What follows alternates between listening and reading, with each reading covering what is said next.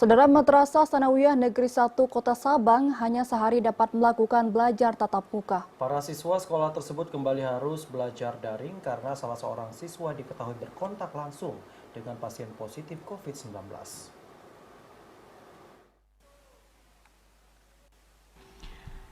Kepala Madrasah Sanawiyah Negeri MSen 1 Kota Sabang, Sri Nilawati sedikit kecewa karena harus kembali meminta para siswanya belajar via daring.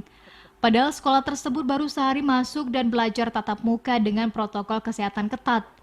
Para siswa kembali harus dirumahkan karena salah satu siswa kelas 3 sekolah itu berkontak langsung dengan pasien COVID-19 kedua di Sabang, yakni NNI 40 tahun yang tidak lain adalah orang tua kandungnya.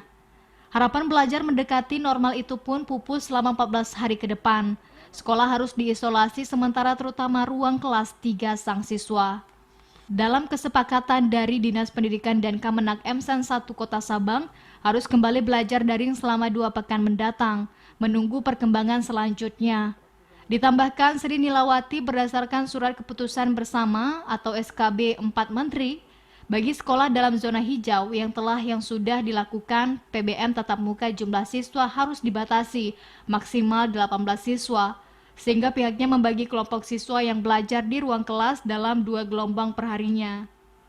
Kami sudah berusaha semaksimal mungkin, protokol kita jalankan, tapi ternyata kan permasalahan bukan dari kami datangnya, dari luar gitu.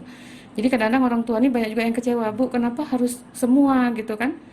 Ya, bagaimana yang namanya kita juga nggak bisa ngambil keputusan sendiri kan? Jadi ketika itu, maksudnya padahal kan yang si siswanya belum tentu positif, yang udah pasti dipastikan positif orang tuanya gitu. Dari Sabang, Mahfud Tahir, TVRI melaporkan.